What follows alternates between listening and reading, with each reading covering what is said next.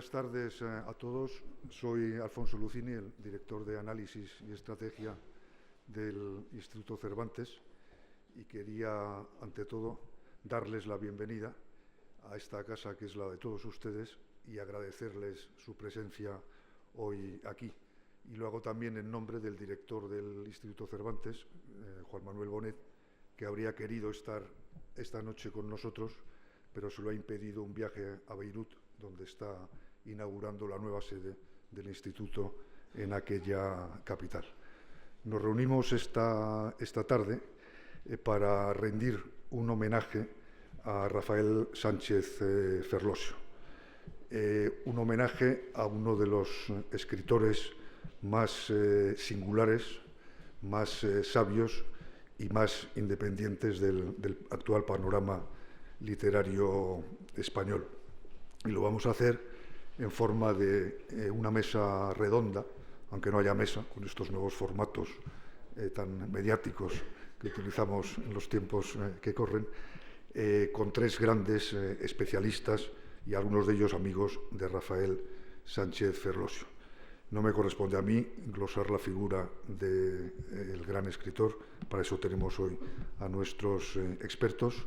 En primer lugar, a Fernando Sánchez Dragó, autor de una ingente obra literaria, muy conocida de todos, y además una de las personas que más saben de literatura, de la buena literatura en España, y que más ha hecho por difundirla, que no divulgarla, a lo largo de una ya larga carrera en programas de televisión y de radio que sin duda permanecerán en la historia de la literatura española.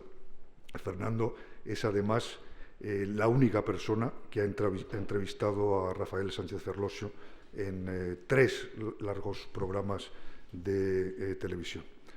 Contamos, por otra parte, con Alfonso Armada, también buen conocedor de la obra de Rafael Sánchez Ferlosio, escritor de teatro, de poesía, y periodista tanto en el ámbito del periodismo de acción, corresponsal en diversos lugares calientes en los últimos tiempos, como en el periodismo cultural. Y además, si no me equivoco, también ha editado una obra de Sánchez Ferlosio, La homilía del ratón, una edición que sacó El País hace ya tiempo.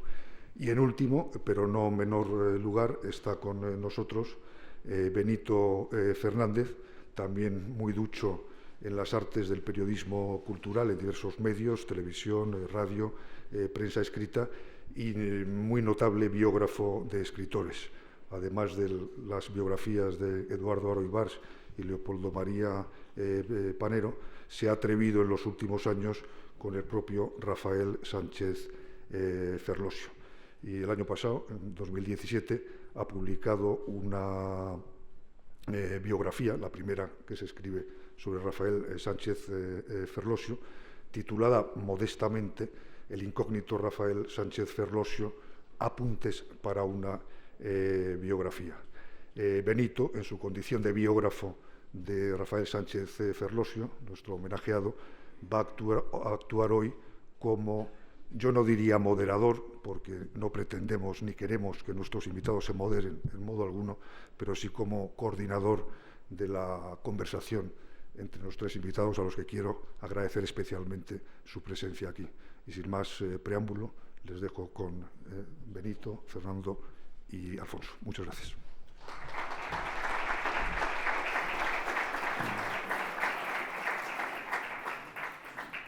Muchas gracias, Alfonso. Buenas tardes a todos.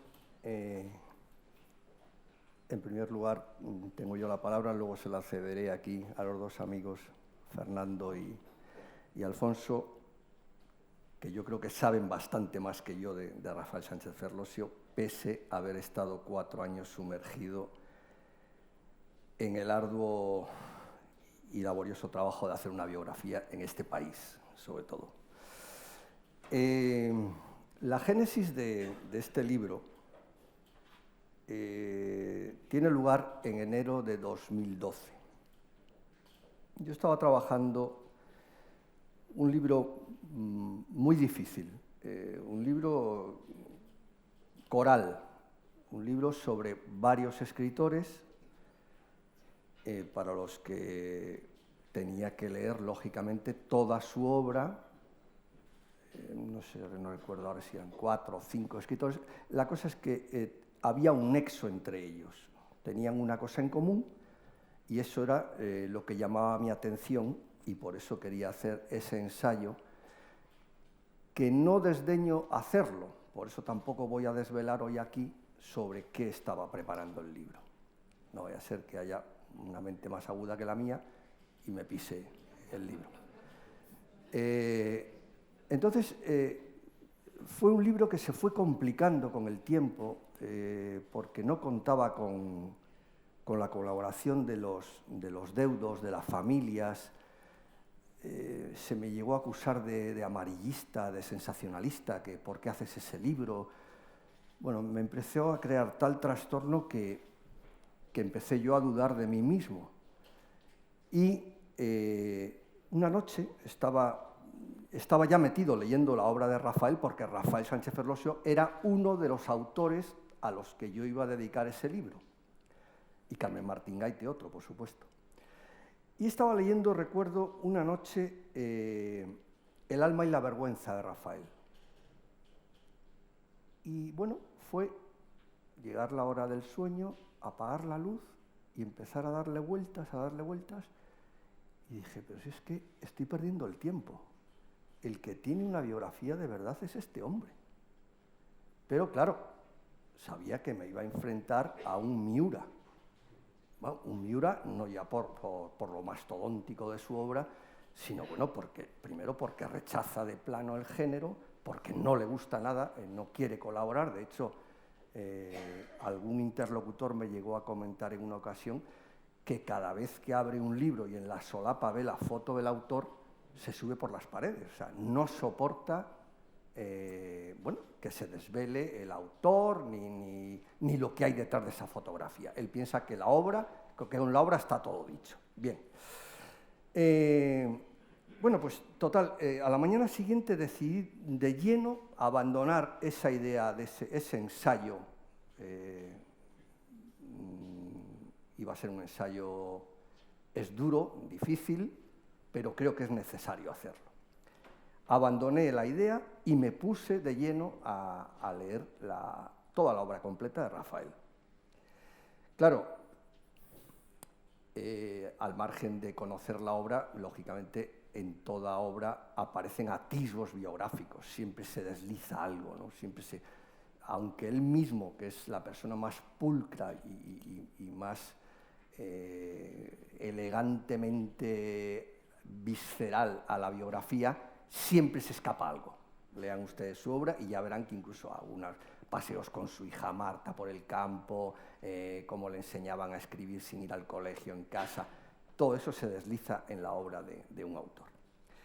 Bien, pues puestos a la faena, yo digo que me enfrentaba a un Miura y le tenía mucho respeto, aparte de reverencia, ¿no? Porque nadie pierde 4 magníficos años de su vida para dedicarse a poner a caldo a un sujeto, ¿no? Yo, lógicamente, le tengo veneración, le tengo mucho respeto, porque pienso que es, si no una de las prosas más elevadas que tenemos en la literatura española actual, junto con la de Juan Benet. Pero sabía, claro, que me enfrentaba a una persona que no iba a colaborar conmigo. Y eso es un hándicap muy grande para un biógrafo. Pero no solo él, sino lo que llama Arcadi Espada la ferlosía. Quiero decir, ninguno de los íntimos ha querido colaborar conmigo. Alguno que otro, pero me ha pedido, por favor, que no lo desvele. Alguno que otro ha colaborado. Por supuesto, familiares han colaborado conmigo. Bien, y yo ya tenía un antecedente, bueno, tenía antecedentes con Ferlosio, porque estoy hablando de enero de 2012.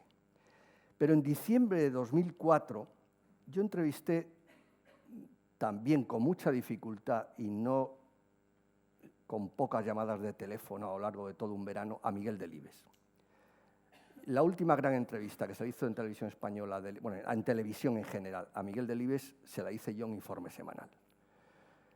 Y aquella entrevista, pues, a él le gustó, quedó muy satisfecho de aquella emisión, se emitieron piececitas pequeñas en 2 telediarios también, y quedó tan satisfecho que empezamos a escribirnos, él me escribía en los tarjetones estos de la academia, y en ese momento Delibes le acababa de dedicar un relato a Rafael, que se llamaba Carta de Provincias, que publicó ABC Cultural. Y lo publicó Rafael en agradecimiento precisamente a que meses atrás Miguel Delibes acababa de sacar un libro que se llamaba España 1936-1950, muerte y resurrección de la novela, en la que dedica un capítulo entero a Ferlosio. Entonces, bueno, pues esos agasajos entre los 2 monstruos, tal, fue Delibes el que me dijo: esta entrevista que me has hecho a mí deberías hacérsela a Rafael también. Y yo dije, bueno, difícil me lo ponéis. Digo, si tú me haces de embajador, yo encantado, ¿no? Toma su dirección y su teléfono y escríbele y tal. Bueno, total, que le escribí y no tuve ninguna respuesta. Le dejé el teléfono de la redacción del área de cultura del telediario, que era donde yo estaba en ese momento, y me llamó, pero llamó un día que yo estaba haciendo un trabajo de calle y no lo cogí. El teléfono lo cogió un compañero que cuando llegué, con una sonrisa y unas carcajadas de oreja a oreja, me dijo: ¿tú has escrito a Ferlosio? Dije, pues sí, le escribí una carta, pero vamos, pues ha llamado aquí, que no aparezcas por allí, que no se te ocurra ir con las cámaras, que no quiere entrevista, que no quiere nada y que nos olvidemos de él. Vale, pues nada. Yo no me defraudó porque no esperaba otra respuesta, ¿no? Entonces, a Delibes, en ese interregno de esa amistad, esa pequeña amistad que surgió, yo le mandé las 2 biografías que yo tenía publicadas en ese momento, que era la de Eduardo Aribars y la de Leopoldo María Panero. Y tras la lectura de las 2 biografías, Delibes me dijo lo mismo. Dice, yo creo que estás perdiendo... Dice, está muy bien, las biografías están fantásticas. Dice, pero yo creo que estás perdiendo el tiempo con estos mamarrachos. Dice, al que deberías dedicarle una biografía de verdad era a Ferlosio. O sea, ya me conmina por segunda vez a contactar con Ferlosio. Bueno, cuando empecé, claro, después de leer la obra, la metodología siempre es la misma, ¿no? Vas sacando dedicatorias de los libros, personajes a los que entrevistar, vas haciendo una lista de interlocutores, y me entrevisté con 123 personas. Bien. No faltó quien quiso disuadirme de la idea de que no le iba a gustar nada, cuidado con la muerte de su hija, cuidado con esto, que es muy delicado, tal. Bueno, muchas advertencias, pero yo tiré para adelante. Bueno, a punto de concluir el trabajo de Ferlosio, en enero de 2013, yo ya había hablado en 2 ocasiones con Demetria Chamorro, que es su mujer. Una fue para intentar entrevistar a Demetria. Le dije, mire usted, yo estoy haciendo la biografía de su marido y sé que él no es colaborador, sé que él no participa del género, pero me gustaría charlar con usted. Pues mire usted, yo lo siento mucho, yo me debo a mi marido. Otra cosa sería si él no viviera. Dije, bueno, lo entiendo perfectamente, pues mire, discúlpeme usted la molestia y tal. Bueno. Y una segunda llamada a Demetria fue porque, que se encuentra en la sala, el primogénito de Juan Benet, Ramón Benet Jordana, que está aquí presente, me regaló muy generosamente unas cartas de Rafael Sánchez Ferlosio que había recibido su padre, Juan Benet. O sea, cartas de Rafael. Entonces, claro, Ramón, pues muy bien me dijo, oye, yo te las regalo, pero si las vas a reproducir o a publicar, deberías pedir permiso al autor, porque la propiedad intelectual es del que la envía. Otra cosa es que la propiedad es el que la recibe, pero otra cosa es el copyright. Bien. Y entonces, claro, pues le dije a Ramón, hombre, pues podías llamar tú, porque yo, ante Demetria y ante Rafael, pues la verdad es que cada vez que tenía que marcar aquel número en la prospe, pues me echaba a temblar, la verdad. Bien, pues me armé de valor, entendí que Ramón bastante hacía con regalarme esas cartas y llamé. Pues mire usted, soy el biógrafo de su marido, no sé si se acuerda de mí. Ah, sí, pero ¿usted qué quiere ahora? Digo, pues no quiero molestarla, simplemente le voy a contar un hecho, que tengo unas cartas de su marido que le escribió a Juan Benet y que uno de sus hijos me ha facilitado, bueno, con autorización de los hijos, de la familia, me han regalado estas cartas. Pero claro, yo quiero saber si usted, bueno, si su marido me permite reproducir estas misivas. Dice, mire usted, yo no le voy a despertar a mi marido para esto ahora. Dice, él ha estado trabajando toda la noche y ahora está durmiendo. Dice, pero él tiene una teoría sobre la correspondencia. Es que la propiedad de la carta es del que la recibe. Claro, yo ya no le quise aclarar más. Dije, bueno, pues me lo dice usted así. Ah, bueno, pues nada, entonces haga usted lo que quiera con las cartas. Bueno, llamé a Ramón. Le dije, oye, Ramón, que me han dado el ok. Ah, ¿te han dicho eso? Sí, sí. Bueno, no lo tengo grabado, pero me lo han dicho. Pues nada, para adelante. Bueno. Esos fueron los dos contactos que yo tuve con Demetria Chamorro. Y bueno, en vista de que Rafael no me contestaba a la carta que le escribí cuando ya me puse de lleno a escribir la biografía, y le dije, mire usted, yo soy la persona que intentó entrevistarle hace años para Informe Semanal y tal, digo, y ahora estoy metido de lleno en la biografía y tal. Bueno, el 18 de febrero de 2013, recomendado por amigos como Tomás Pollán, me indicaron la hora que era oportuna para coger de buen talante al maestro. En fin, les digo de verdad, sinceramente estaba literalmente acongojado. O sea, de hecho me hice un guioncito a bolígrafo con las preguntas que le quería hacer y las respuestas posibles. Bueno, pues claro, porque además me advirtieron hasta tal extremo, dice, es que igual se te calla 3 minutos al teléfono y no te contesta, porque es así. Bueno, pues nada. Total, que llamé, lo cogió su mujer, lo mismo. Mire usted, hasta la 1 no es hora oportuna para llamarle porque ha estado trabajando toda la noche. Vale, pues nada. Bueno, a la 1 yo ahí esperando, mirando el reloj. Y ya le llamé y tal, oye, Rafael, el biógrafo, tal. Allá que se pone Rafael. Dígame, ¿qué quiere usted? Pues mire, usted ya habrá oído hablar de mí. Algo he oído. Y bueno, pues es que le llamo porque me gustaría tomar un café con... Pero usted, ¿para qué quiere tomar un café conmigo?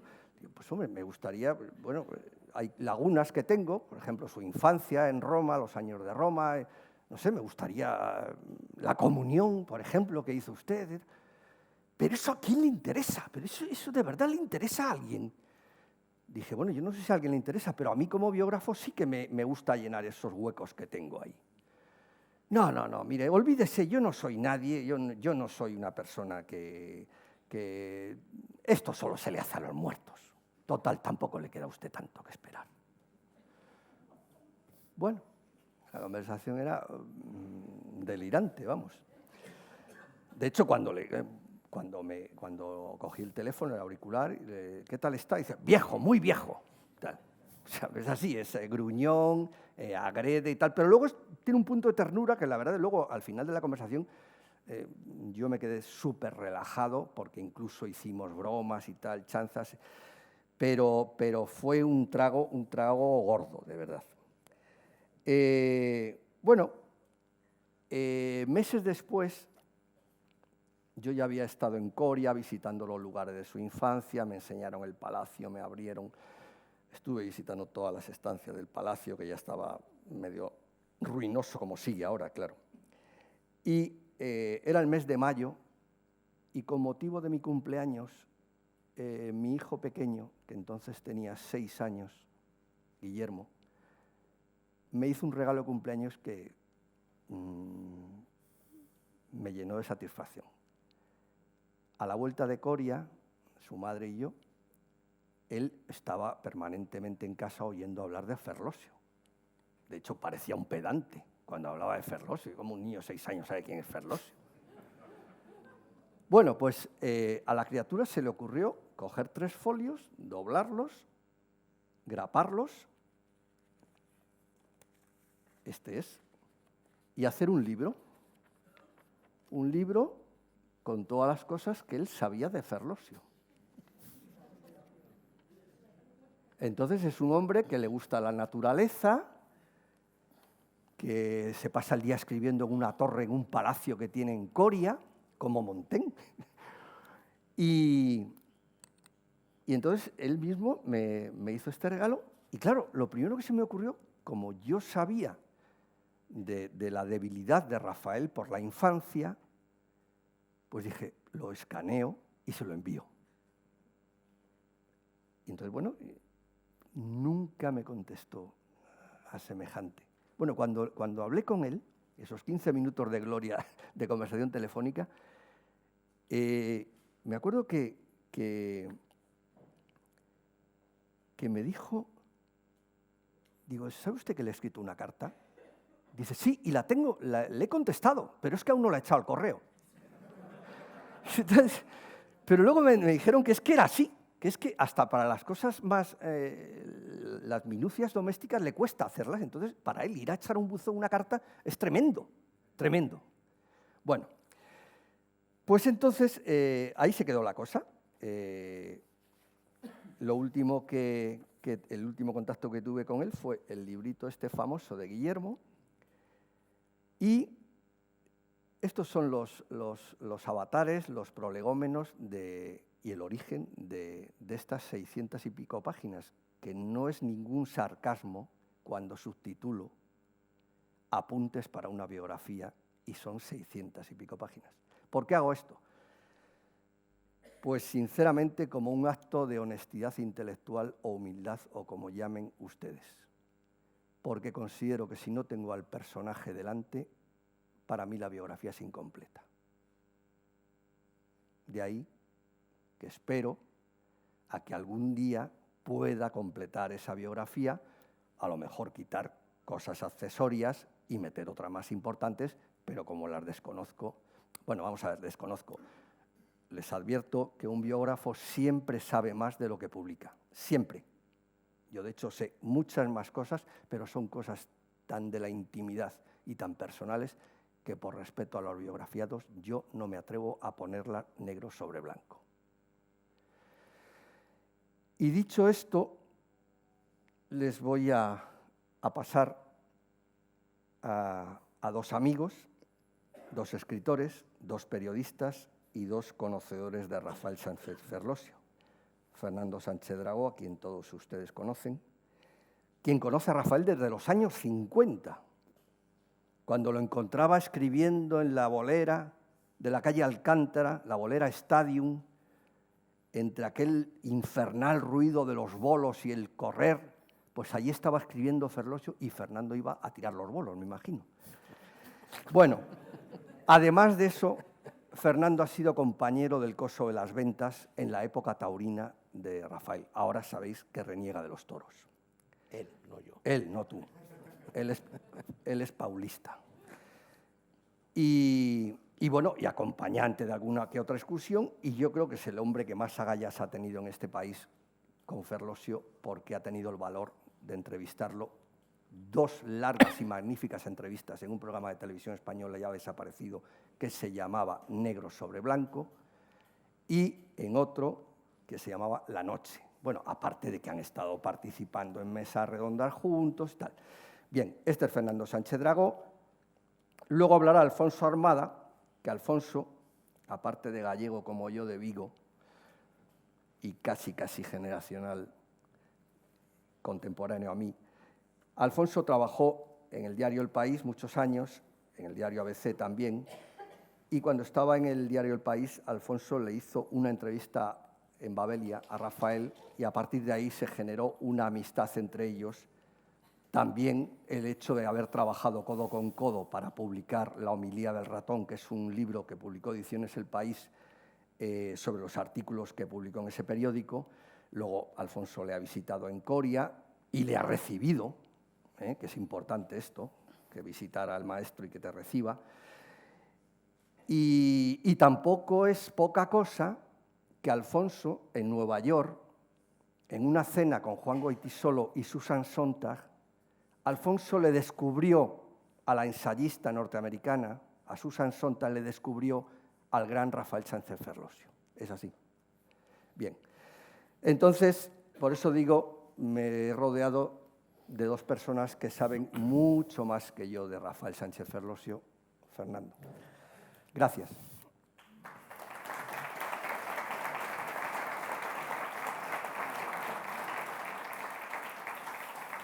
Buenas tardes. Ante todo, dos puntualizaciones. Una a Alfonso Lucini, que me ha calificado muy amablemente de experto y especialista en la obra y en la persona de Ferlosio. Yo no soy experto ni especialista en nada. Yo soy escritor. Y un escritor es lo contrario de un crítico literario. Los escritores, un pájaro no sabe nada de ornitología. En la zoología hay pájaros que saben volar y ornitólogos que estudian el vuelo y las costumbres de los pájaros. De la misma manera, en el mundo de la literatura hay escritores que somos pájaros y sabemos escribir, se supone, con mejor o peor fortuna, y luego hay ornitólogos que son los profesores, los críticos literarios. Yo no soy ornitólogo, yo soy solo escritor y, en el caso de los demás escritores, lector. La segunda puntualización se refiere a lo de la Bolera Stadium, que no estaba en la calle Alcántara, estaba en el cine Benlliure. Era la bolera del cine Benlliure, efectivamente desembocaba allí la calle Alcántara y yo no iba allí para jugar a los bolos. Efectivamente, Rafael Sánchez Ferlosio iba allí, se colocaba al lado de la pista por la que circulaban con gran estruendo las bolas, porque decía que el ruido total de las bolas lo aislaba de los pequeños ruidos que en cambio le distraían y lo molestaban.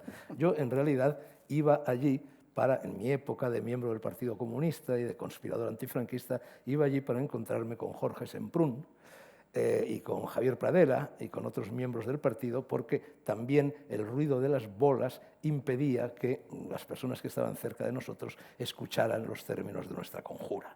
Ese es el verdadero motivo y era realmente muy curioso encontrarse allí. Bueno, yo voy a empezar diciendo algo escandaloso. Yo, efectivamente, a mí me une a Rafael Sánchez Ferlosio una amistad pues, prácticamente de 55 años largos. Yo conocí a Rafael Sánchez Ferlosio en 1955 y desde entonces, con intervalos como el Guadiana, a veces con larguísimos intervalos, porque la vida a partir de ciertas edades va separando, hemos mantenido siempre una fraternidad, una lealtad y una amistad que para mí me honra. Sin embargo, tengo que decir que yo aprecio mucho más a Rafael Sánchez Ferlosio como persona que como escritor. Sé que esto puede resultar un poco escandaloso. Es más, voy a decir algo todavía más escandaloso, especialmente si se considera que podría ser un especialista y experto en la obra de Rafael Sánchez Ferlosio. Yo solo he leído 2 libros completos de Rafael Sánchez Ferlosio. Uno es el Alfanui y otro es el Jarama, es decir, los 2 primeros. Todo lo que con posterioridad a esos 2 libros ha publicado Rafael Sánchez Ferlosio, a mí como lector me ha resultado invencible, imposible. Yo no soy un lector masoquista. Yo soy un lector que tengo mucho respeto por cualquier obra literaria y que, por lo tanto, concedo por lo menos 50 páginas a cualquier libro que comience. Si al cabo de las 50 páginas el libro, por los motivos que sean, no ha conseguido interesarme, sin ningún sentimiento de culpa lo cierro. En la trayectoria literaria de Rafael Sánchez Ferlosio hay 2 períodos claramente diferenciados y además están diferenciados, en fin, por una especie de falla geológica que mencionaré luego, muy curiosa. Esos 2 períodos son, bueno, el período literario, narrativo, que es el Alfanui y el Jarama, y el segundo período es el de la hipotaxis.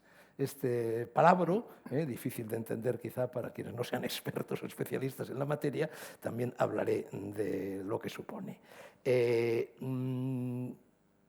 Ante todo, ahora voy a hablar enseguida de Rafael Sánchez Ferlosio, pero antes quiero hablar un poco de Benito, porque al fin y al cabo hemos venido a presentar aquí un libro que se titula, como ya se ha señalado, El incógnito Rafael Sánchez Ferlosio, Apuntes para una biografía. Bueno, yo no sé, Benito, si lo de apuntes, tú has dicho que no es un sarcasmo. Bueno, realmente yo creo que esto, más que Apuntes para una biografía, debería titularse Biografía exhaustiva, por una parte, porque tú has hecho un verdadero vuelo rasante de ave carroñera, en el mejor sentido de la palabra, bombardeando al napalm todas las zonas posibles de la vida y de la obra, sobre todo de la vida de Rafael Sánchez Ferrosio. Es decir, es difícil concebir una biografía con más datos, con tanta minucia, con tanto detalle como lo hay aquí. Y luego también yo diría que esta, evidentemente, y a esto ya has aludido tú, es eso que en el mundo anglosajón se llama biografía no autorizada. Efectivamente, Rafael Sánchez Ferrosio se niega por completo, por una parte, a admitir la literatura. Él detesta la literatura y en cuanto le hablas de literatura se pone de uñas. Y en segundo lugar, efectivamente, desvincula por completo la obra literaria o la obra escrita, en su caso obra más filosófica, más moralista que narrativa, a partir de un determinado momento, la desvincula por completo de la persona que la ha escrito. Yo, en cambio, disiento de él y también Benito disiente de él. Benito es una persona que, aparte de haber sido compañero mío en las tareas de Televisión Española, ha dedicado la mayor parte de su interés como escritor a eso que se llaman raros, curiosos y malditos. Él publica en 1999 un libro sobre Leopoldo María Panero, curioso, raro y maldito.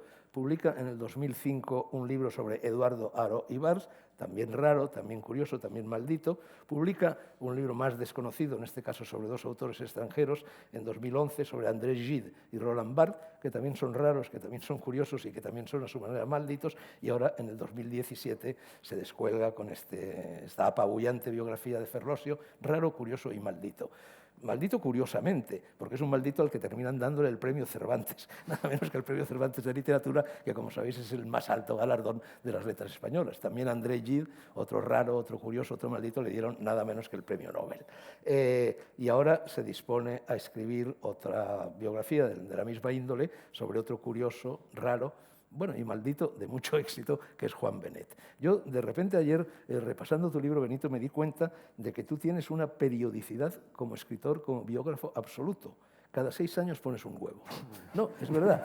En 1999 publicas lo de Panero. En el 2005, 6 años, lo de Haro Ibars. En el 2011, otros 6 años, lo de André Gide y Roland Barthes. En el 2017, otros 6 años, Ferlosio. Así que supongo que en el 2023, mejor dicho, aparecerá el libro sobre Benet. Que Dios nos dé vida a todos para poder escribirlo tú y leerlo los demás. Otra cosa que me di cuenta ayer al repasar tu trayectoria es que todos los escritores que te han interesado, menos el último, que se sepa, son homosexuales. Sí, es verdad, homosexuales confesos. Roland Barthes confesó su homosexualidad ya en el último periodo de su vida, salió del armario en el último periodo de su vida, pero todos los demás salieron mucho antes: Leopoldo María Panero, Eduardo Haro Ibars, André Gide, etc. No sé si esto significa algo o no. En cualquier caso, a mí me interesan muchísimo tus libros, me han interesado tanto que, aparte de haber sido autor de esas entrevistas con Rafael a las que se ha referido, también lo he entrevistado a él en las 3 ocasiones en las que ha publicado estos 3 libros, el de Panero, el de Haro Ibars y el de Roland Barthes. Porque a mí, a diferencia de lo que le sucede a mi gran amigo Rafael, me interesa siempre más el autor que su obra. O por lo menos, si me interesa la obra, me interesa también inmediatamente el autor. Y creo con Benito Fernández y nada menos que con Nabokov. Dice Benito en el prólogo, dice: hay quienes piensan que la biografía de un escritor es a menudo la negación de su obra y que la vida privada no da ninguna clave de una obra maestra.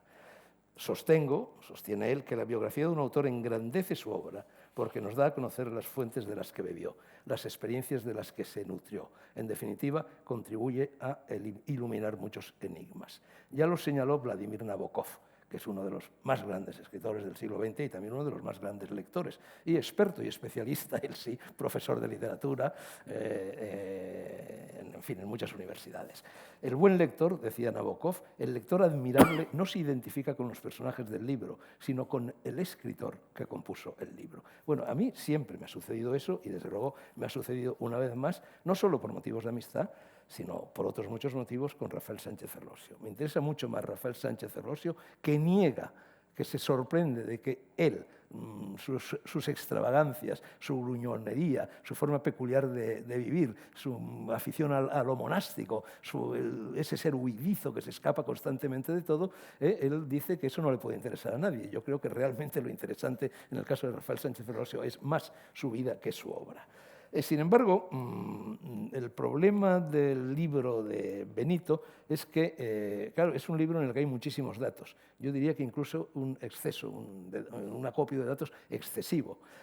Pero es que, claro, Rafael Sánchez Ferrosio, a diferencia de Panero, a diferencia de André Gido, a diferencia de Aro Ibars, no es una vida novelesca. Hay muy pocos elementos novelescos. Es una vida tranquila, es una vida, como he dicho, huidiza, es una vida monástica de un personaje retirado que huye siempre de la celebridad, que huye siempre de la palestra pública. Y eso pues, probablemente te ha obligado a hurgar en su vida y a buscar muchos detalles que pueden parecer insignificantes. Por otra parte, claro, es chocante escribir una biografía de Rafael Sánchez Ferrosio estando vivo, negándose a hablar Rafael Sánchez Ferrosio, cosa que no sucedió en el caso de las otras personas, Leopoldo María Panero, Eduardo Aro Ibars, a las que me he referido. Me acaba de sorprender, por cierto, Benito, que digas que un biógrafo no puede escribir una biografía definitiva si no ha tenido delante el personaje biografiado. Con esto te cargas todas las biografías, que son la mayor parte de las biografías que se han escrito en el mundo de personajes que ya han fallecido. Me refiero a mí. De todas maneras, bueno, a ti. André Gide ya había muerto. Y Roland Barthes también. Sí, claro, sí. O sea que tú mismo contradices esta actitud. Pero tu libro, y esto tú mismo lo señalas en el prólogo, es también una especie de oficio de difuntos. Porque a mí me ha estremecido, tú lo dices, la mayor parte de las personas que aparecen en fin, como en el coro, en el telón de fondo del libro, están muertos. Y yo, repasando también un poco todos esos 50 y tantos años de amistad que me han unido, no solo a Rafael Sánchez Ferrosio, sino a todos los Ferrosio, pues me he dado cuenta de que están todos muertos. Casi podría decir que estamos todos muertos. A mí, como a Ferrosio, ya me debe faltar poquito también, ¿no? Eso impresiona, Yo he estado... Sánchez Ferrosio, y no se puede entender su figura sin este dato, pertenece a un linaje, a un gran linaje, a una gran dinastía, a una de las grandes dinastías literarias de la historia de España reciente. Y esa dinastía, bueno, la inaugura el padre, Rafael Sánchez Ferrosio, excelente escritor, Mazas, excelente escritor, que llegó a ser ministro de Franco, tipo también extravagante, tipo estrafalario, como lo han sido siempre todos los Ferrosio, y hermano menor era Chicho Sánchez Ferrosio, que era poeta, que era cantautor, tipo también extraordinariamente extravagante y extraordinariamente estrafalario. Y yo, es decir, los Sánchez Ferrosio, los Sánchez Mazas entraron en mi vida en 1955. Y entraron en mi vida y con ellos entró Javier Pradera, y con ellos entró Gabriela Sánchez Ferrosio, y con ella entró Mino, es el menos visible de todo. Entró Liliana, entró Ana Guardione, mujer de Chicho Sánchez Ferrosio, entraron, en fin, muchas de las personas que aparecen en este libro. Hay una especie también que me ha llamado la atención, por supuesto que había reparado en ello, de maldición de este linaje, porque muchos de los hijos, de los nietos de Rafael Sánchez Mazas, es decir, de los hijos de Rafael o de Chicho, mueren. Y mueren en circunstancias azarosas, y mueren jóvenes. Chicho Sánchez Ferrosio, por ejemplo, tiene 4 hijos, uno de ellos, afortunadamente, Andrés, vive, otro de ellos nació con una parálisis cerebral, pero vive, y otros 2, Brígida y Marquitos, murieron siendo niños. Brígida en un incidente equino en Benidorm, y Marquitos ahogado cuando tenía 4 años aproximadamente, en una pequeña alberca que había en esta casa solariega del doctor Camisón, de los Sánchez Mazas, en Coria. Bueno, esta especie de maldición que gravita sobre los Ferrosio y que los convierte casi, en fin, en un linaje de fin de raza, impresiona también. Por otra parte, es verdad que además de pertenecer a un clan, Rafael Sánchez Ferrosio se convierte en sumo sacerdote, en hierofante, muy a su pesar, de un clan, de eso que Arcadia Espada denomina la Ferrosía. En eso se parece también a otro personaje muy parecido en tantas cosas, amigo de él, aparece mucho en el libro de Rafael Sánchez Ferrosio, que es Juan Benet. Juan Benet no generó una Ferrosía, pero generó también una Benetía, ¿no?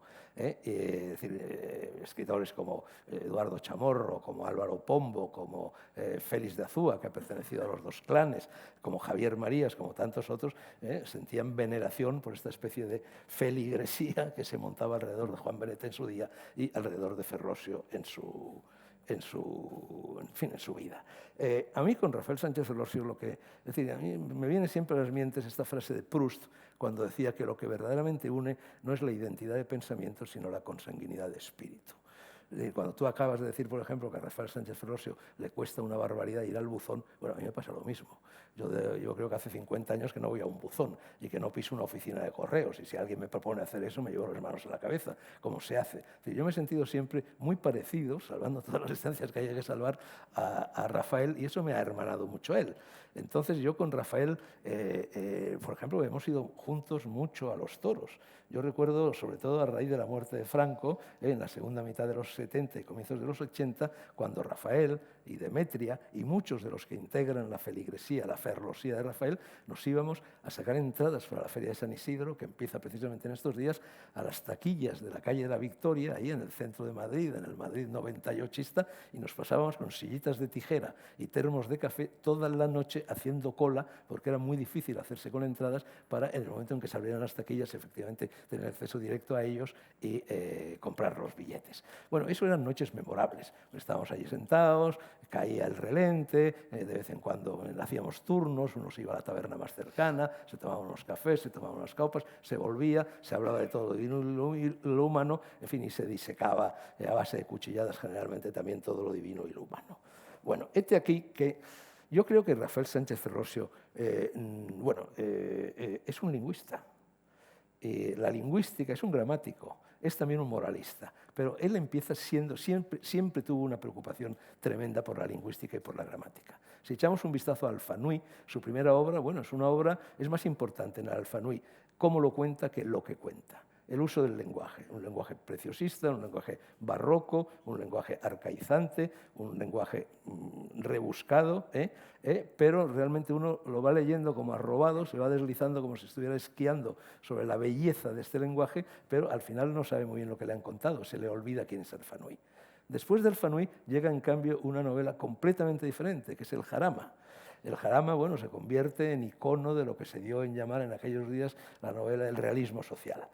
Jesús López Pacheco, Antonio Ferres, Armando López Salinas, todos ellos publicados, como el propio Jarama, que tuvo el premio Nadal, por la editorial Destino. Bueno, el Jarama es una obra que sale directamente de las teorías lingüísticas de Saussure. Ferdinand Saussure, el gran estructuralista, introdujo en el estudio de la lengua una distinción entre lo que él llamaba la langue, la lengua, y la parole, la palabra. La langue sería el sistema genérico de una lengua y la parole sería la concreción que en los usos y costumbres lingüísticos va adquiriendo la palabra. Entonces, el Jarama es una tentativa verdaderamente, casi demoníaca, por lo difícil de la empresa, de reconstruir lo que era el lenguaje hablado, fundamentalmente el lenguaje que hablaban quienes fueron compañeros de la legendaria Mili, con Rafael Sánchez Ferlosio. Entonces, Rafael Sánchez Ferlosio escribe con el Jarama una novela prácticamente sin anécdota, donde no se cuenta prácticamente nada, es una excursión de unos cuantos chicos, de clase popular, que se van al Jarama a pasar allí, un día y medio, y de repente, bueno, hay un pequeño incidente, una chica que se ahoga, pero verdaderamente lo que le importaba a Rafael cuando escribe el Jarama es la recreación de la parole, la recreación de lo que era el habla popular, de ese sistema lingüístico, de esa langue que era el castellano. Bueno, a partir de ahí, a partir de la publicación del Jarama, que tiene un éxito fulminante, Rafael enmudece. Rafael desaparece y tarda muchos años en volver a reaparecer. Ahí es cuando se produce esta falla geológica a la que yo me refería hace un momento. Son los años de la dexedrina, son los años de la anfetamina, que a mí me parece un elemento crucial para entender la obra y la actitud vital de Rafael Sánchez Ferlosio. Hace unos días, leyendo este libro recién aparecido de Gabriel Albiac sobre el Mayo francés, me encontré, a propósito de otro raro y maldito, al que también le dieron el premio Nobel, pero era tan raro y tan maldito que lo rechazó, a propósito de Jean-Paul Sartre, dice Gabriel Albiac aquí, dice: atiborrándose de anfetaminas que acabarían por minar su salud y dejarlo ciego, Sartre, disparado en el frenesí de una máquina de pensar sin frenos, redactaba a final de los 50 su Crítica de la razón dialéctica, libro absolutamente ilegible. Beauvoir nos ha dejado la imagen desmedida del escritor que se abandona más allá de todo cálculo razonable al frenesí del texto. No trabajaba, dice Simone de Beauvoir, como de costumbre, con pausas, tachaduras, rompiendo páginas y volviendo a comenzarlas. Durante horas seguidas arremetía de folio en folio sin releer lo escrito, como enganchado por ideas que su pluma, aún a todo galope, no conseguía atrapar. Para mantener el impulso le oía masticar comprimidos de coridrán al ritmo de un tubo diario. Un tubo diario. Al terminar el día estaba extenuado. Una vez que su atención se relajaba, tenía gestos vacilantes y trabucaba con frecuencia las palabras. Bueno, el coridón era aspirina más anfetaminas. En España no existía, este fármaco sedujo a todos los intelectuales franceses en los años 50, 60 y 70. Y yo creo que fue así como nació el Nouveau Roman, fruto de este fármaco. Y es así como nació Marguerite Duras, por ejemplo, también era aficionadísima a esta mezcla de aspirina con anfetamina. Y de hecho, de la misma manera que en la obra de Jean-Paul Sartre hay dos periodos claramente diferenciados. Uno, el anterior a la crítica de la razón dialéctica, y luego la crítica de la razón dialéctica y todo después, cuando también se convierte en un escritor hipotáxico. De la misma forma, Marguerite Duras, cuando tomaba este fármaco, era hipotáxica. Enseguida hablaremos un poco de lo que es la hipotaxis.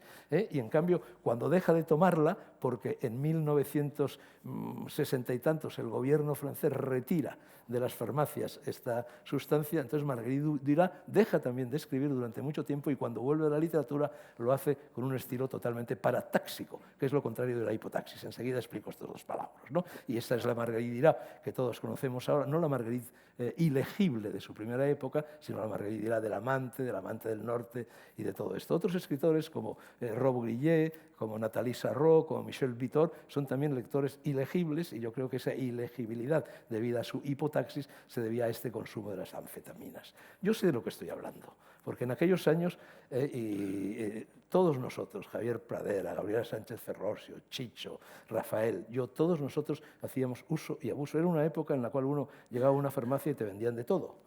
Y nos vendían la famosa dexedrina. Aquí no teníamos el fármaco francés, teníamos la dexedrina. Precisamente en el programa de Negro sobre Blanco, Rafael y yo, me imagino que ante el estupor de la audiencia, porque había llegado ya el puritanismo farmacológico que nos trajo la democracia, curiosamente, Rafael y yo nos deshicimos en un elogio de los hermosos tiempos idos cuando podíamos comprar anfetaminas, dexedrina concretamente.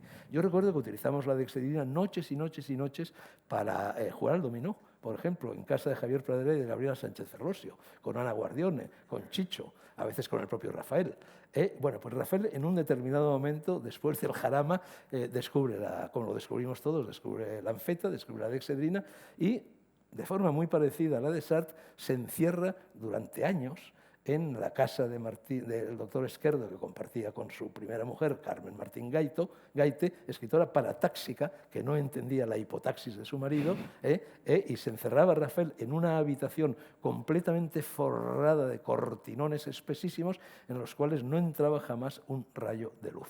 Y estaba así, tomándose un tubo entero de anfetaminas, estaba así 48 horas aproximadamente seguidas, escribiendo sin parar, a mano, cuadernos y cuadernos y cuadernos que por ahí deben andar, de reflexiones sobre lingüística, de reflexiones sobre gramática. Y a partir de ahí, y luego, al cabo de 2 días, descansaba, dormía de un tirón 8 o 10 horas, se iba con la Torci, con su hija Marta, a ver el Museo del Prado, y luego, otras 24 horas después, empezaba el ciclo. Y así estuvo años y años y años, apartado por completo del ejercicio de la letra escrita, y cuando volvió pues ya con las Semanas del Jardín, y volvió sobre todo, con todos los artículos, verdaderamente sábanas prolijas, larguísimas y tal, del estilo hipotáxico. ¿Qué es la hipotaxis? Bueno, la hipotaxis es lo que con menos pedantería, cuando yo estudiaba gramática en el colegio, se llamaba subordinación.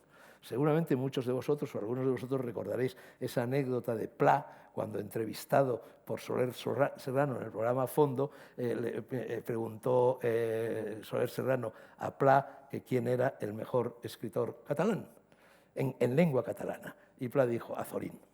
Y entonces se quedó sorprendido Soler Serrano y dijo, ¿pero cómo Azorín? Azorín escribe en castellano. Y dice, no, porque el castellano es una lengua barroca, es una lengua de subordinaciones, es una lengua de relativos, ¿no? Es una lengua con estas conexiones muy complicadas, y en cambio el catalán no. El catalán es sujeto, verbo, predicado, es decir, es la yuxtaposición, que es el estilo paratáxico. La subordinación, según la Real Academia Española, la subordinación consiste en 2 elementos sintácticos de distinto nivel o función en la que uno depende del otro.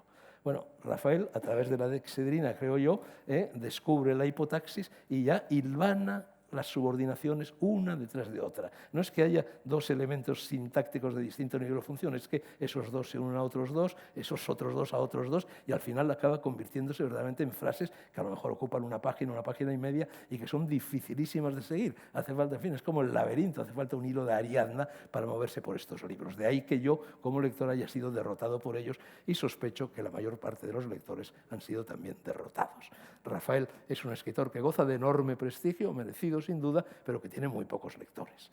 Nunca ha llegado al grueso de los lectores. En cambio, la parataxis es coordinación o yuxtaposición de dos elementos sintácticos del mismo nivel o función, independientes entre sí. Ejemplos de escritores paratáxicos: Azorín, por supuesto, o Hemingway, o Salinger. En estos momentos yo estuve viendo ayer esta película, este biopic sobre Salinger, el rebelde entre el centeno, que acaba de estrenarse y que ya va a desaparecer mañana, por cierto. En el cine, cuando yo fui ayer, película recién estrenada y con bastantes alharacas mediáticas, había dos personas, yo y mi acompañante, no había nadie más, y de hecho va a desaparecer. Si quieren ver esa película, muy interesante para aquellos que estén interesados por la obra de este escritor paratáxico, que es Salinger, y en fin, el guardián del centeno, que se apresuren a ir mañana mismo porque la van a quitar. Bueno, ejemplos en cambio de escritores hipotáxicos: Faulkner, Joyce, Henry James, Bernhard, Bennett, Javier Marías, una serie de escritores de la ferrosía que también aparecen en el libro de Benito, González Sáenz, bueno, Agustín García Calvo, también Hidalgo Bayal, el escritor extremeño. Bueno, a partir de ese momento es cuando a mí, como escritor, Rafael deja de interesarme, y en cambio sigue interesándome extraordinariamente como persona. Me gustaría añadir únicamente, ya con eso voy a pasar la palabra a Alfonso, que yo, cuando estaba escribiendo, en fin, ese obrón mío, Gárgoles y Avidis, una historia mágica de España, 4 volúmenes, 2000 páginas, una vez a la semana me pasaba la noche entera escribiendo con dexedrina. 6 días a la semana, en cambio, pues escribía sin dexedrina normalmente. Yo en mi libro, releído ahora, distingo perfectamente lo que yo escribía en las noches de dexedrina de lo que yo escribía en los días de no dexedrina. Y efectivamente, cuando no había dexedrina era bastante paratáxico, tampoco mucho, y en cambio cuando llegaba la dexedrina, pues también estilo farragoso, boscoso, sobrecargado, exuberante, rico en léxico y todas estas cosas, ¿no?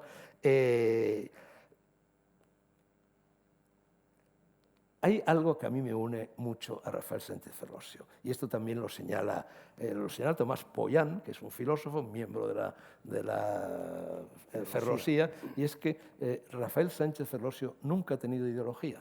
Siempre se ha plantado frente a las ideologías, que son lo contrario de las ideas, porque es el encorsetamiento de las ideas. Entonces es un escritor extraordinariamente rico en ideas, rico en conceptos, es un escritor filosófico, es un pensador, no es un narrador en modo alguno, y es un moralista. Y es un moralista que fustiga continuamente los usos y costumbres de nuestro tiempo, tal y como se manifiestan a través de los periódicos. Es un gran lector de periódicos, lee 4, 5, 6 periódicos al día, no solo periódicos españoles, no solo el ABC, El País, El Mundo, sino que lee también Le Monde, lee el Corriere della Sera, lee periódicos españoles e italianos. Yo lo recuerdo siempre cuando él vivía todavía en la Glorieta de Bilbao y bajaba todas las mañanas al Café Comercial, donde yo me reunía con él a veces para charlar, y aparecía siempre con un montón de periódicos y estaba horas y horas leyendo el periódico, a pesar de que, cosa que a mí me sucede también, no le interesaba lo más mínimo la información.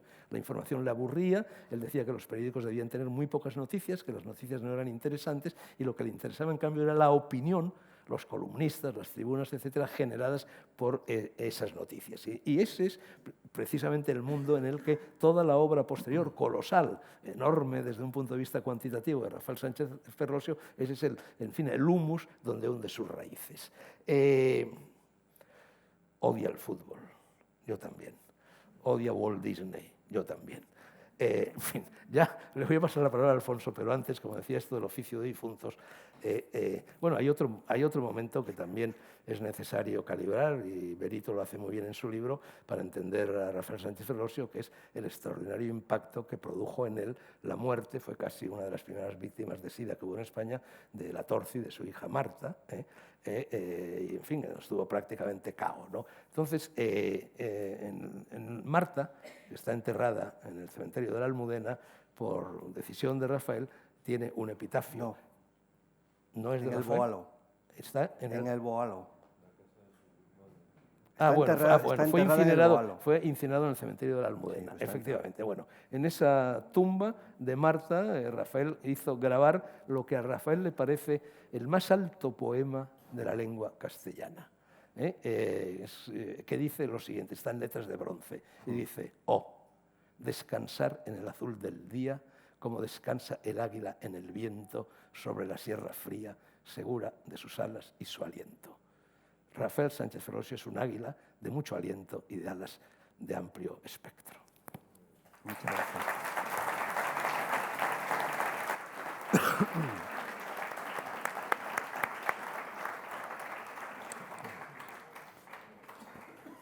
Hola, buenas tardes. Me gustaría también empezar con una precisión. Yo tampoco soy un experto en Ferlosio y tampoco soy amigo. Soy más bien alguien que le quiere mucho. He compartido bastantes momentos con él. Ser amigo de Ferlosio me parece algo más difícil y complicado.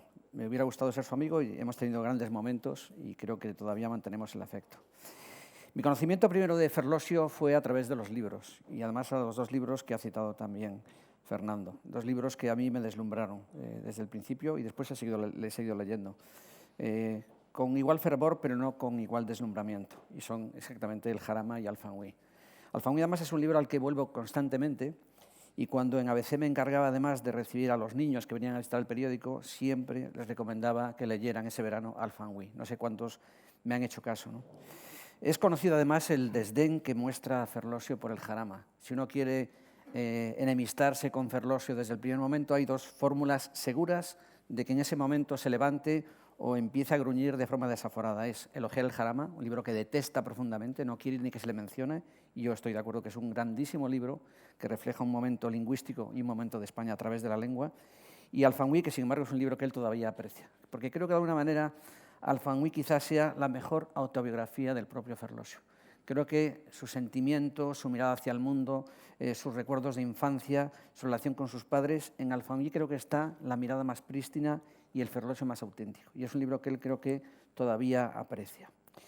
Después de conocerle como lector, tuve la suerte de conocerle precisamente como persona. Yo en ese momento trabajaba en Ediciones El País y esta editorial, que tuvo una vida bastante breve, decidió publicar los artículos que el propio Ferlosio había publicado en el periódico. Y bueno, la verdad que la vida de Ferlosio es una vida en la que no se ha hecho mucho énfasis, pero es una vida, es verdad, quizás anodina para un biógrafo al uso. Sin embargo, este libro demuestra que a pesar de ser una vida anodina, creo que su biografía, sobre todo la vida de su padre, a la que dedica páginas muy interesantes, la figura de su madre también, creo que sin embargo es una vida que merece ser atendida precisamente por su falta de aventura, por su falta de heroísmo, por su falta de cosas extraordinarias.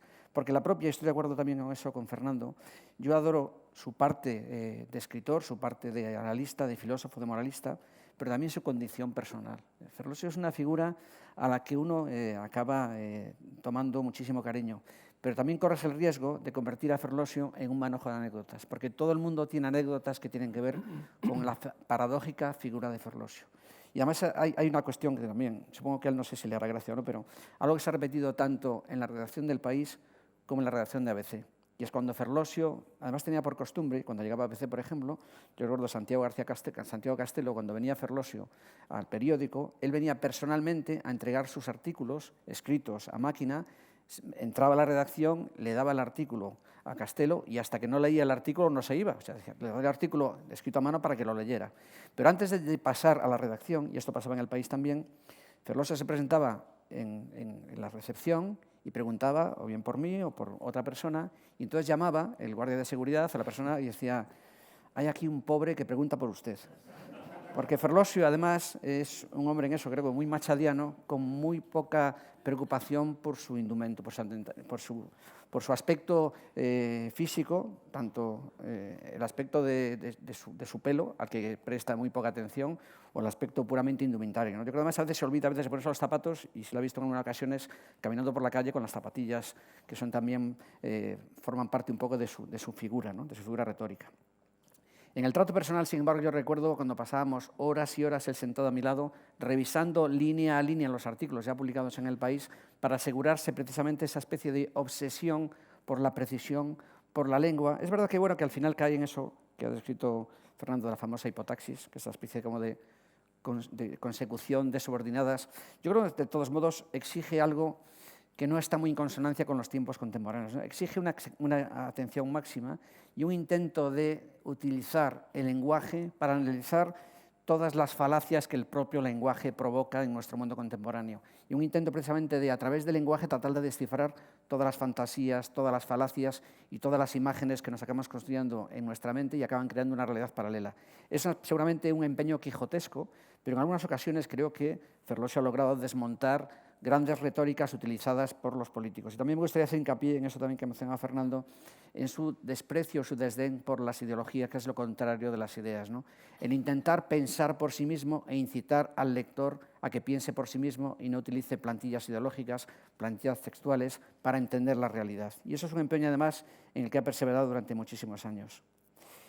Como decía, él se sentaba a mi lado durante horas con su callada, él forma parte también de su paisaje, esta especie de bastón que le acompaña permanentemente, y tenía una paciencia infinita, una paciencia además que yo creo que enlaza también con esa actitud de Ferlosio. Creo que su mejor relación, el lugar o las figuras o las personas con las que siente una mayor afinidad es precisamente con los niños. Él detesta precisamente más cualquier tipo de autoridad que se aplique a los niños porque piensa que es una manera de castrar a los niños, ¿no? Y él creo que esa especie como de atención especialmente tierna que además destilaba hacia su hija, y creo que evidentemente el momento de la muerte de su hija es un momento devastador. Yo recuerdo además cuando estuvimos en su casa de Coria, él nos enseñó la casa, recuerdo que abrió una ventana y dijo: aquí se ven unas maravillosas puestas de luz, para quien le interesen las puestas de luz, que no era su caso, y había un cuarto que estaba completamente desamueblado, un cuarto que era puro cemento, y este era el cuarto que iba a ser para Marta y tal. Quedaba ahí una especie como de espacio vacío de la memoria de su hija. Bueno, como decía Fernando, hay como dos etapas claras. Es verdad que tiene algún intento también narrativo, y quizás Benito podía hablar de ello un poco, de una novela inacabada, que es una gran saga veraciana, que es una especie como de obra novelesca en marcha que nunca ha terminado, que se ha quedado una especie como de magma narrativo. Yo creo que ha quedado un poco vencido por esta especie de pasión suya por analizar la realidad filosóficamente, y todo lo que sea narratividad, todo lo que sea el relato puro y duro, parece que ha acabado por cansarle por completo.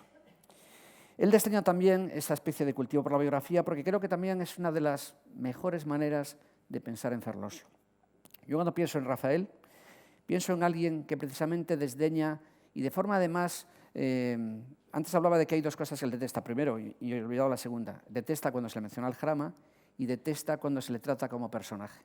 Cuando algún entrevistador ha tenido la osadía o ha tenido la falta de tacto de dirigirse a un personaje como usted, en ese momento él monta en cólera porque detesta precisamente todo lo que supone ser un personaje, una figura pública. Pero sin embargo creo que ha cultivado esta especie como de, que no sé exactamente de dónde le viene, ¿no? Y me gustaría además que Benito intentara, creo que el libro intenta de alguna manera averiguar precisamente de dónde viene esta especie de desdén ferlosiano, desdén de Rafael por todo lo que sea pompa, circunstancia. No sé si tiene que ver con su formación con los jesuitas, con los que también tiene una relación muy compleja y muy atrabiliaria, pero creo que este desdén por todo lo que sea pampa, todo lo que sea fama, todo lo que sea aperos o vestimentas que acaban engrandeciendo la biografía y acaban deformando el conocimiento profundo de la persona. Por eso creo que a mí cada vez que he estado con él siempre he tenido como una sensación parecida a la que tenía con Susan Sontag. La sensación de estar ante una mente muy analítica, una mente muy capaz de penetrar, aunque sin embargo con una ternura que en Susan Sontag no estaba presente. Y es precisamente todo esto que rodea un poco el aura de un escritor, de un gran pensador, que es contemplado por los demás con una exceso de veneración. Y eso creo que al final le provoca a él mismo, y esto es una especie también de hipótesis no demostrada, que a él le molesta también precisamente el tratar de que le conozcan íntimamente. Es como si de alguna manera estableciera una especie de estrategias para difuminar su verdadera personalidad. Quizá porque tiene una especie de relación bastante confusa o bastante compleja con su misma naturaleza, ¿no? Él despierta una pasión y despierta una admiración muy grande entre muchos tipos de lectores, y sobre todo por sus posturas tan originales, tan distintas de cualquier tipo de beatería, y al mismo tiempo eso es como si esta especie de proyección, esta especie de fama, le produjera una incomodidad manifiesta, ¿no? Entonces es como querer pasar inadvertido, solo antes de estar siempre huyendo, estarse desvaneciendo. Es una figura que tiene un dibujo muy nítido. Si uno ve las fotografías de Ferlosio o las caricaturas, tiene rasgos muy definidos, muy característicos, muy hirsutos, y es como si al mismo tiempo se quisiera perderse como una especie de animal del bosque. Mencionaba a Benito la entrevista que le hice. A pesar de haberle tratado mucho, él precisamente tiene también un desdén notable por todo lo que sea proyección, entrevistas, todo lo que rodea un poco la figura pública de un escritor que busca de alguna manera, cuando publica un libro, ser leído y tener una proyección más allá de la propia figura, ¿no? La entrevista la conseguí precisamente gracias a Demetria. Demetria le persuadió de que después de haber dedicado mucho tiempo, tanto en ABC como en El País, a sus textos, a plasmarlos de la forma más precisa posible, le dijo que menos que Alfonso le concedas una entrevista. La entrevista, la verdad es que la recuerdo que yo le mandé las preguntas, por supuesto, la respondió por escrito, la respondió además en estos dobles folios cuadriculados que se usaban en tiempos, que a él le gustaban especialmente, y la conservo porque la verdad que es una auténtica joya, porque ante muchas preguntas su respuesta era tacharlas directamente: esto es una tontería, aquí no hay nada que decir, esto es una bobada. Y sin embargo, en esa entrevista creo que hay algunos de los momentos en que Ferlosio se revela más a sí mismo, precisamente por esa naturaleza que conecta con su imagen infantil, con su imagen de Alfangui, con alguien con quien Ferlosio se identifica. Y es cuando le preguntaba precisamente por los animales y por su relación con los animales. Hay un momento muy bonito que refleja Benito en la biografía. Él durante mucho tiempo se dedicó a la caza, como su querido Miguel Delibes, y en un momento dado su hija Marta le pregunta qué mal le habían hecho estos animalitos para que él los matara, ¿no? Y a partir de ese momento, precisamente por esta interpelación tan directa y tan clara de su hija, él abandona la caza por completo y no vuelve a matar a ningún animalito. Y en esta entrevista reconoce precisamente, cuando hablamos de los animales, ojalá yo fuera un buen animal. Hay una especie como de, quizás, de proyección ahí, una especie de búsqueda de la inocencia de animales inocentes, aunque él, en esta especie de búsqueda de la inocencia, no se engaña a sí mismo pensando que no puede recuperar una inocencia que, a fin de cuentas, es también una ideologización de la infancia, como si fuera un tiempo maravilloso. Aunque es cierto que, y esos momentos también son muy hermosos en la biografía de Benito, son los momentos en que juega con sus hermanos y con sus primos italianos, tanto en Italia como en Coria. Y me gustaría mencionar dos cosas más. Bueno, a Ferlosio, cuando se burla un poco de la figura del papelón del literato, esta especie como de proyección que es también tan española, que además su padre de alguna manera, creo que de alguna manera representaba esta especie del literato que en las tertulias brillaba y que parte de su figura literaria forma parte un poco de esta proyección pública, que en tiempos en que no existía la televisión, quizás las tertulias era el momento de máximo esplendor en que había cierta audiencia, a una escala mucho más pequeña, ¿no? Y es en algunos de los libros que ha escrito. Algunos son libros de crónicas publicados en los periódicos y algunos son ensayos prolongados. Y voy a mencionar únicamente dos que creo que retratan muy bien esta especie de preocupación de Ferlosio por analizar nuestro tiempo y por, de alguna manera, influir. Una cosa que le pregunté también a Ferlosio en aquella entrevista es si pretendía, de alguna manera, lograr algún efecto con lo que escribía. Fernando ha mencionado su condición de moralista y él decía, por supuesto que sí. Uno cuando escribe lo que quiere al final es persuadir, convencer, aunque muchas veces en sus propios textos reconoce la incapacidad del lector de ser persuadido, los lectores que se atreven a leer y se atreven a pensar con él. Y los dos libros que me gustaría mencionar son Vendrán más años malos y no serán más ciegos, que creo que refleja también esta especie como de desencanto, frustración de la capacidad de persuasión de las palabras para hacernos mejores, ¿no? La constatación, además, que en los años malos de repente surgen los peores fantasmas y, bueno, creo que la historia de España, de alguna manera, recrea precisamente esta condición de que las desgracias, las crisis económicas, las crisis políticas no nos hacen mejores frente a ciertas fantasías cristianas o precristianas, sino al contrario, sacan lo peor de nosotros. Esa constatación, una constatación muy amarga y de alguna manera creo que bastante existencialista. Y la otra es esas Indias equivocadas y malditas, un poco a raíz precisamente de los fastos de Sevilla en el 92. Bueno, tanto la Olimpiada, él detesta no solo el fútbol, detesta el deporte, le parece una especie de demostración palpable de la infantilización general, esta especie de espacios gigantescos que los periódicos, las radios dedican al fútbol y a otros deportes de una manera completamente exacerbada. Y después también los fastos relacionados con todo lo que fue el descubrimiento y demás, sobre todo con las falacias que se establecen a hablar de palabras que se consagran y no pensamos de ellas. En eso creo que un escritor que también admira mucho a Rafael Sánchez Ferlosio, a Aurelio Arteta, que ha pensado mucho precisamente sobre el uso y el abuso de las palabras, de los polisílabos, de los tópicos y de la propia entidad de la palabra, creo que entronca con esta especie de obsesión de Rafael por pensar y por agotar el pensamiento y agotar las ideas. Ese viaje implica lectores que le acompañen en esta especie de viaje hipotáxico. Me parece muy interesante esta teoría, que no sé hasta qué punto es verdadero, pero desde luego merece ser contemplada y merece ser seguida porque es como muy seductora, ¿no? En qué medida el uso de sustancias psicotrópicas al final provocan una visión de la realidad, una visión del pensamiento exacerbada y que al final pierde de vista la propia naturaleza de la sintaxis. Pero estoy de acuerdo en su condición de lingüista. Creo que ahí también es una especie de quizás de deriva wittgensteiniana, toda esa especie de obsesión de Wittgenstein por lo que no se puede decir, lo que no se puede pensar, es inimaginable esa especie de obsesión por la lengua como la que, a fin de cuentas, somos todos, ¿no?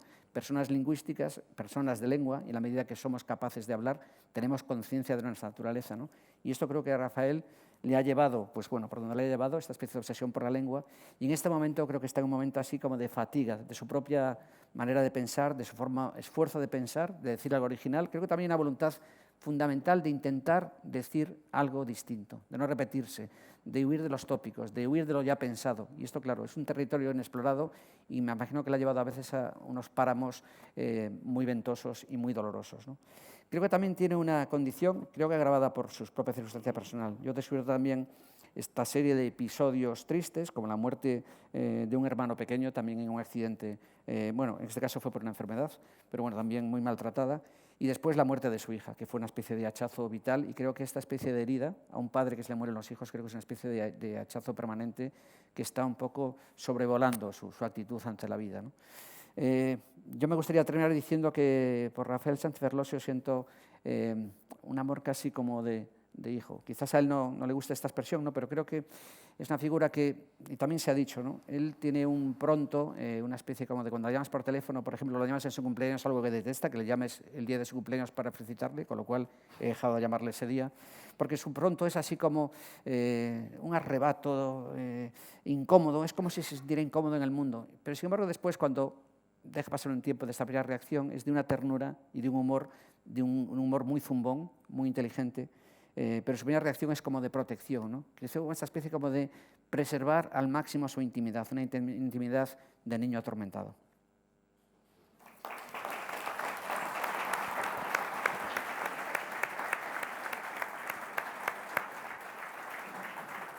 Bueno, yo creo que nada más, ¿no? Hombre, yo, Benito, tengo que decir que yo cuando he venido a este acto me sentía incómodo, porque tenía un poco la sensación de que estaba traicionando a Rafael. Sus íntimos, en fin, los sacerdotes de su ferlosía se han negado de plano, no solo a venir aquí, no solo a intervenir, sino incluso a suministrar la más mínima información a Benito. Entonces yo pensaba, bueno, a ver si ahora yo soy aquí una especie de Judas, que lo estoy vendiendo no por 30 monedas, porque venimos gratis, y tanto más cuanto que iba a poner ciertos peros a su obra literaria, no así a su persona, ¿no? Pero tú fíjate lo que dice, lo que decía Carmen Martín Gaite, el 7 de noviembre en el Ateneo madrileño, anota en un cuaderno, Rafael escribe de una manera etimológicamente antipática. Es verdad, es un estilo antipático, ¿no? No es un estilo que te atraiga, ¿no? Es un estilo que más bien te rechaza. La misma dificultad que tiene para padecer con, la tiene para imaginar el ansia con que el interlocutor alarga la mano desesperadamente hacia sus escritos. Y es muy significativo el hecho de que le moleste que le hablen de sus escritos en contraste con la importancia que les da y lo que los cuida y el brillo que les quiere sacar. Porque por una parte tiene este desdén tremendo hacia la literatura y por otra parte, vamos, era obsesivamente, cuidaba el estilo obsesivamente, las últimas comas, lo corregía todo, lo cuidaba todo. Yo invito a, si tienen alguna pregunta que hacer desde el público, porque ya nos estamos alargando, entonces, bueno. Tiene la palabra. Muchas gracias por toda esta luz que habéis arrojado sobre el tema enigmático.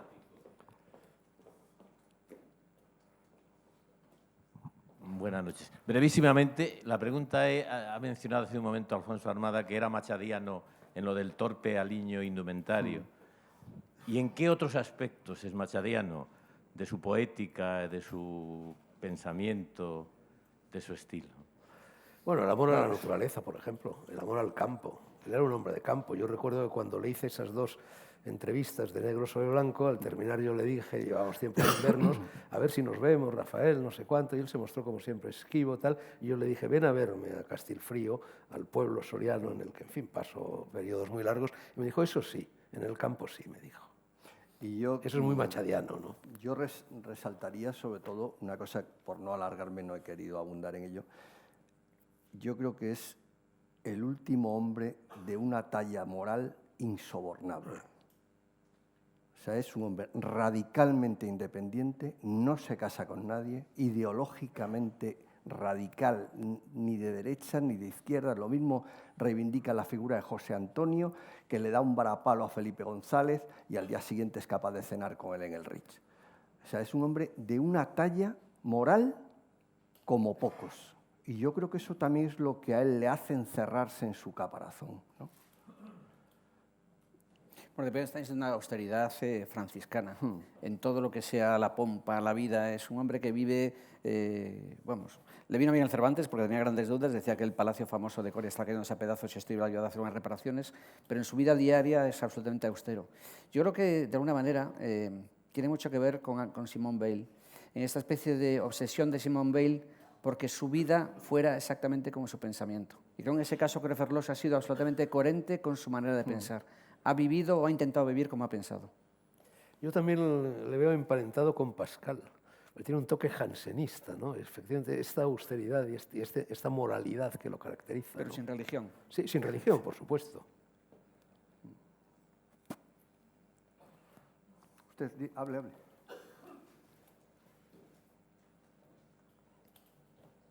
Hombre, muy obsesivo también, ¿eh? Por ejemplo, lo del descubrimiento de América, la primera vez que vino a televisión, vino por eso.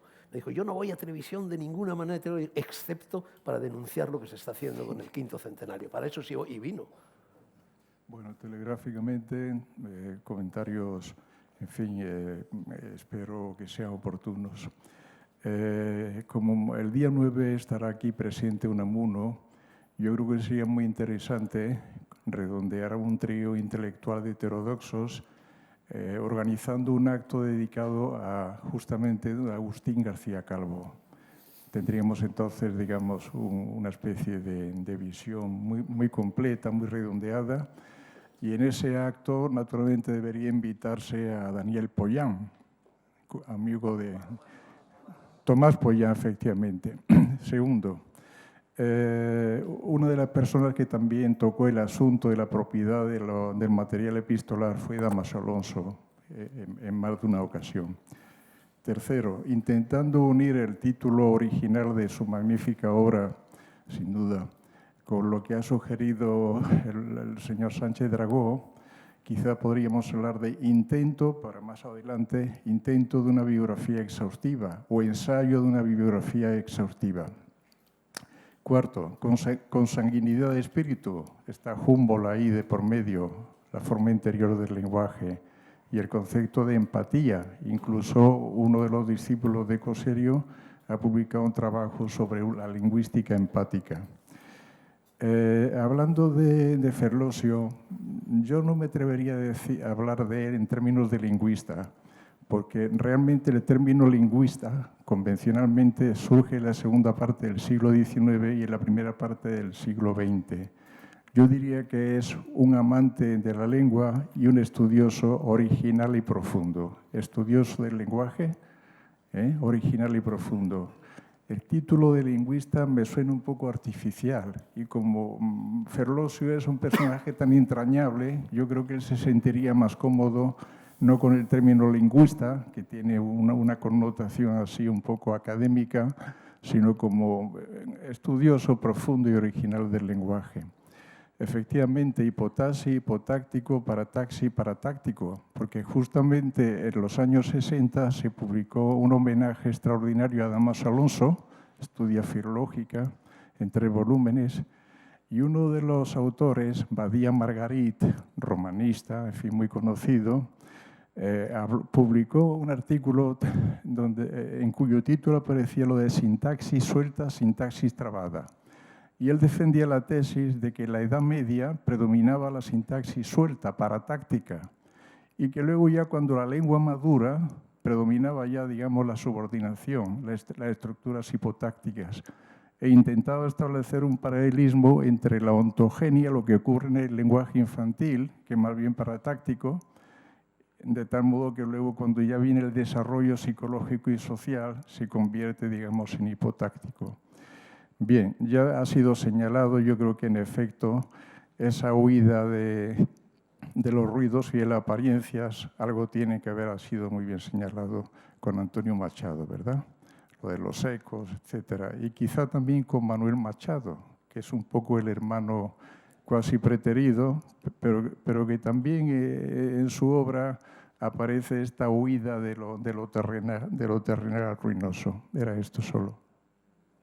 En cuanto a lo de lingüista, Rafael perteneció a lo que se llamaba Escuela Lingüística de Madrid, con su gran amigo Sánchez de Zabala, con Carlos Piera, con Juanito del Val, con Agustín García Calvo. O sea que no creo que él hubiera rechazado el Cali. Y luego, usted ha mencionado a Humboldt. Bueno, Humboldt es el que acuña lo que en alemán se llama Inner Sprachform, la forma interior del lenguaje, ¿no? Y eso es lo que en definitiva estaba buscando en sus reflexiones y en su forma de escribir, creo yo, Rafael. Y uno de sus libros favoritos, bueno, arranca directamente de Humboldt y de esta teoría del Inner Sprachform, que es la teoría de la expresión de Karl Bühler, que había aparecido publicada por la Revista de Occidente, en traducción, creo, de Julián Marías.